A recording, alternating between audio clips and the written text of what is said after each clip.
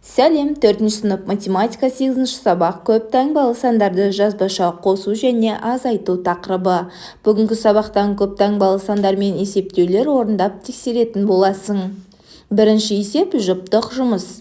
Уақытты белгіле, есепте бір-біріңді тексер, қалай тексергеніңді түсіндіріп бер. 34 мыңды 12 мыңға қосамыз. Балалар, көп таңбалы есептерде арифметикалық амалдарды қолдану барысында оларды класстарға бөліп, содан соң амалдарды орындаған ыңғайлы болады. Демек, 34-ке 12-ні қосамыз 46 және артындағы 3 нөлін қосып жазамыз. Сонда 34 мыңға 12 мыңды қосқанда 46 мың болады. Әрмен қарай осылайша класстарға бөліп есептерді орындаймыз. 12 мың мен 87 мыңның қосындысы 99 мың, 84 мың мен 63 мыңның айырмасы 21 мың, 92 мың мен 81 мыңның айырмасы 11 мың, 99 миллионнан 4 миллионды қосқанда 103 миллион, 5 миллионға 58 миллионды қосқанда 63 миллион, 7 миллиардқа 46 миллионды қосқанда 7 миллиард 46 миллион. 65 миллионға 9 миллиардты қосқанда 9 миллиард 65 миллионға тең болады. Екінші А есебі өзіндік жұмыс. Бір бағанды таңда, жазбаша есепте және тексер. 53.200-ден азайтамыз 5.997-ні. Өрнектің мәні 48.103-ке тең болады. Ал енді азайту амалын қосу амалымен тексереміз. 48.103-ке 5.097-ні қосқанда өрнектің мәні 53.200-ге тең. Демек, есебіміз дұрыс орындалған. Әрмен қарай амалдарды осылайша орындап тексереміз. 34.209-ға 4.908-ді қосқанда өрнектің мәні 39.117-ге тең болады. 100 мыңнан 99.005-ті азайтамыз 995-ке тең, 995-ке 99.005-ті қосамыз 100 мыңға тең болады. 31.200-ден 7086-ны азайтамыз 24114, 24114-ке 7086-ны қосамыз 31200-ге тең болады. 48.209-ға 70078-ді қосамыз өрнектің мәні 98287-ге тең болады. Тексереміз. 98287-ден 70078-ді кемітеміз, өрнектің мәні 48209-ға тең болады. 609 мыңнан 70901-ді кемітеміз, 538.099-ға тең болады. Тексереміз. 538.099-ға 70901-ді қосамыз, 609 мыңға тең болады. Екінші Ә тапсырма. Есепке сызба сызып, есептің шешуін өрнек түрінде жаз. Арман 15450 метр қашықтықта орналасқан көрші ауылға бару үшін жолға шықты. Ол 3050 метр жолды атпен және 10500 метр жолды велосипедпен жүріп өтті. Қалған жолды жаяу жүрді. Қанша метр жолды жаяу жүрді? Жауапты километр және метрмен өрнектеп жаз. Демек, біз сызба сызып алдық. Барлығы 15450 метр жол, оның 3050 метрін атпен, 10500 метрін велосипедпен жүрді және қалған жаяу жүрді. Ал қанша жаяу жүргенін табу үшін барлық қашықтықтан атпен және велосипедпен жүрген қашықтықты қосып азайтуға жетпіз. 15450-ден 3050 мен 10500-дің қосындысын кемітеміз, өрнектің мәні 1900 метрге тең. Демек, Арман 1900 метр жаяу жүрді. 1900 метрді километрмен өрнектейміз. 1 километрде 1000 метр болса, онда 1900 метр 1 километр 900 метрге тең болады. Үшінші есепті шығар, кері есеп құрастырып, оны да шығар. Күзде көкөністер қоймасына 900 мың килограмм сәбіз әкелінді. Бірінші күні 320.500 килограмм, ал екінші күні 460.150 килограмм, ал қалған үшінші күні әкелінді. Үшінші күні неше килограмм сәбіз әкелгенін тап. Жауапты тонна және килограмммен өрнекте. Демек, барлық әкелінген сәбізден бірінші және екінші күні әкелінген сәбіздердің салмағын қосып кемітеміз. Өрнектің мәні 119.300 килограммға тең. Демек, үшінші күні 119.300 килограмм. сәбіз әкелінген, ал енді килограммды тоннамен өрнектейік. 1000 килограммда 1 тонна бар деп есептейтін болсақ, 119.350 килограммда 119 тонна 350 килограмм бар. Осы есепке кері есеп құрастырып көрейік. Бірінші күні 320.500 килограмм, екінші күні 460.150 килограмм, ал үшінші күні 119.350 килограмм сәбіз әкелінді. Барлық қанша килограмм сәбіз әкелінгенін табу үшін бірінші, екінші және үшінші күндерді қосамыз. Өрнектің мәні 900.000 килограммға тең. 900.000 килограмм 900 тоннаға тең болады. Демек, барлығы 3 күнде 900 тонна сәбіз әкелінген. Төртінші тапсырма салыстыр. Балалар, көп таңбалы сандарды салыстырғанда сандарды жоғарғы разрядынан бастап салыстыру керек. 734.345, 778.345. Бұл сандардағы мыңдықтар классында 778 саны артық. Демек, 734.345 саны 778.345 санынан кем түседі екен. Өйткені 734.000 санындағы ондық 3, 778.000 санындағы ондық 7-ге тең болып тұр. Сондықтан да 778.345 артық. 609.987 артық 609.978-ден.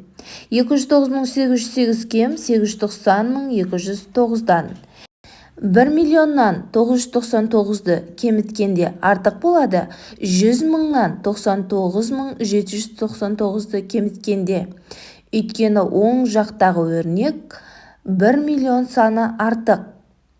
800-ге 100.800-ді қосқанда кем болады. 799.800-ді 100.100-ге кеміткендегі өрнектің мәніне.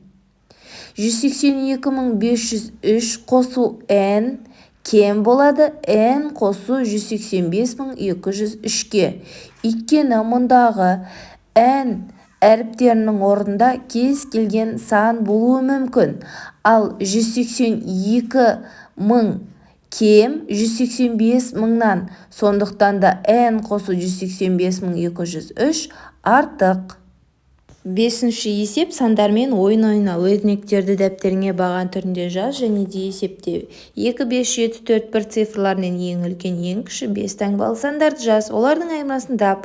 Айырманың цифрларынан ең кіші, ең үлкен сандарды құрастырып, тағы да айырмалар тап. Осы тізбекті 3 рет қайтала. Бұл сандардан ең үлкен 75.421, ең кіші 12.457 сан құрастырылды. Айырманың мәні 62.964. 96.642-ден 24.669-дың айырмасы 71.973-ге тең.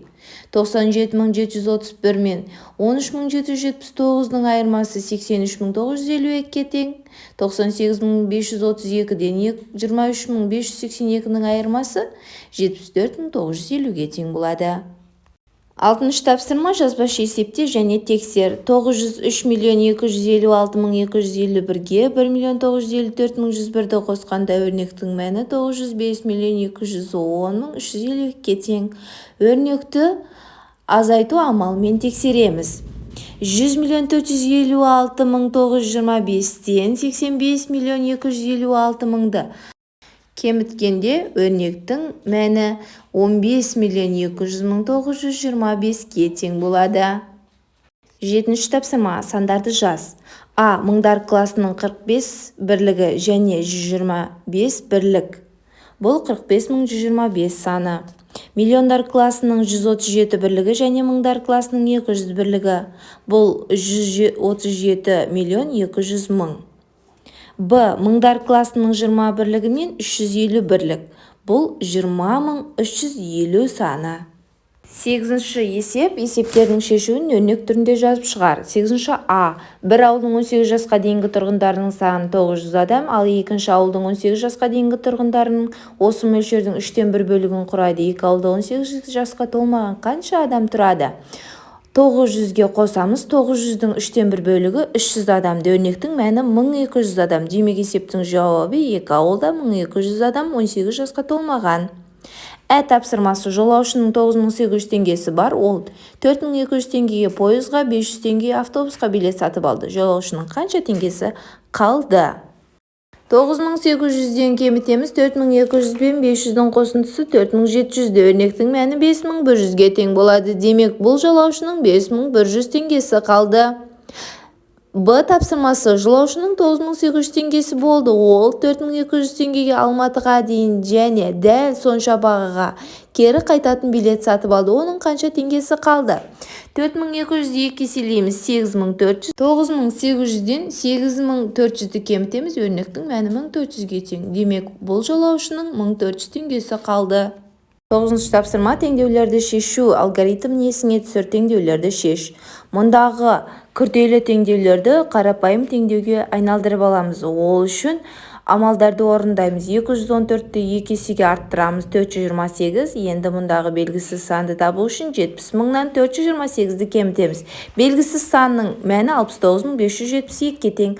Ал енді белгісіз санның орнына 69572-ні қойып теңдеуді тексереміз. Теңдеуіміз дұрыс шықты. Келесі өрнек: x қосылған 10.009 тең 21100-ге. Мұндағы белгісіз санды табу үшін қосылғыштың мәнінен екінші қосылғышты кемітеміз. Белгісіз сан 11091-ге тең болады. 13 есепті шығар. 3 құрбы балауса Айман Толқын орманға жидек теруге барды. Олар жидекті себет шелек қорапқа терді. Айманның себетке де қорапқа да термеген анық. Демек, Айман шелекке терген. Ал балаусаның қорапқа термегені белгілі болса, онда балауса себетке тереді. Ал балауса себетке, Айман шелекке терсе, онда Толқын қорапқа тереді. 11-ші тапсырма: баған түрінде есепте. Есептеулерді калькулятормен тексер. 1.234-ті кемітеміз. Өрнектің мәні 999.766-ға тең болады. Ал енді келесі жақшаны орындаймыз. 378.992-ге 524.100-ді қосамыз. Өрнектің мәні 903.092-ге тең. Ал енді екі жақшадан шыққан өрнектерді бір-біріне қосамыз. Өрнектің мәні 1.902.858-ге тең болады. Келесі өрнек: 100.568-ге 90.854-ті қосқанда өрнектің мәні 191.422-ге тең. Келесі жақшадағы 771.001-ден 669.004-ті азайтқанда өрнектің мәні 101.997-ге тең. Ал енді 191.422-ден 101.997-ні кеміткенде өрнектің мәні 89.426-ға тең болады. Жарайсыңдар балалар, өте жақсы. Бүгінгі сабақ түсінікті болса, видеоға лайк басып, каналға тіркеліп алыңдар.